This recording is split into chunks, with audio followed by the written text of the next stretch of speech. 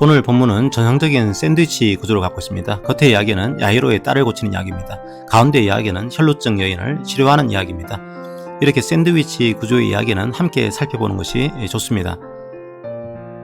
사실 야이로의 입장에서 보면 어떨까요? 그 여인은 장애물입니다. 하지만 결과를 보십시오.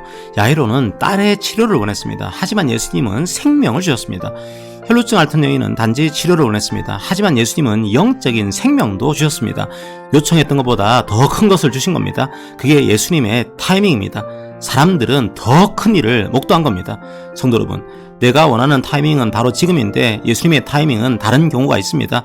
그때 예수님께서 뭐라고 하십니까? 두려워 말라는 겁니다. 그리고 믿으라는 겁니다. 그러면 더 큰 일을 보게 될 것입니다. 혈루증을 앓고 있던 여인은 육체적인 고통만 있는 게 아닙니다.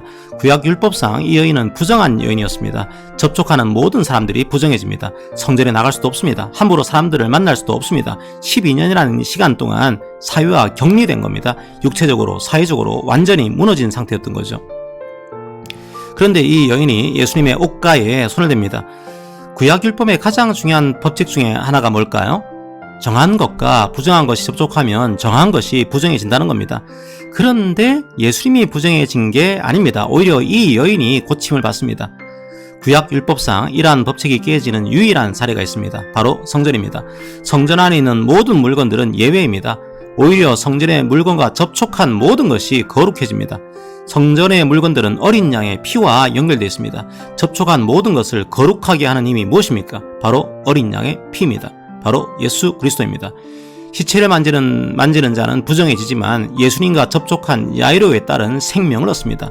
성도 여러분, 예수님의 십자가 보혈과 접촉한 사람들이 어떻게 됩니까? 생명을 얻습니다. 기쁨을 회복합니다. 자신을 올가매던 온갖 제약으로부터 해방됩니다. 불의한 사회적 간섭에서 자유를 얻게 됩니다. 날마다 우리를 만져주신 그 감격으로 살아가시기를 원합니다. 혈루증을 앓던 여인이 예수님의 옷을 만졌습니다.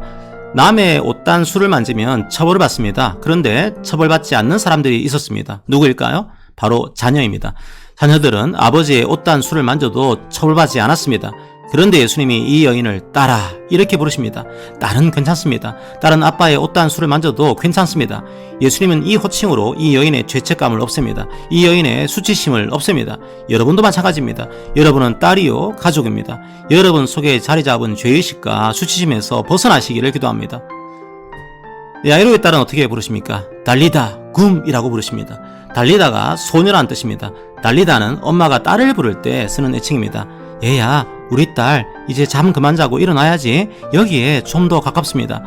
성도 여러분, 우리도 12년간 혈루증을 앓고 있던 여인과 다르지 않습니다. 죽어있던 12살짜리 아이와 다르지 않습니다. 때로는 육체적으로 힘들기도 합니다. 때로는 직장에서, 가정에서, 또 여러 삶의 터전에서 우리를 버겁게 하는 일들이 쉴 새 없이 터져나옵니다. 그때 예수님이 우리들을 다정하게 부르십니다. 딸아, 얘야, 괜찮아. 내가 너의 손을 잡아줄게. 그리고 너를 고칠게. 너를 살릴게. 그 믿음을 가지고 살아가렴. 그리고 더 좋은 것을 주기 위해서 지체할 수도 있어. 그때 두려워하지 말고 나를 믿고 조금만 기다려주겠니?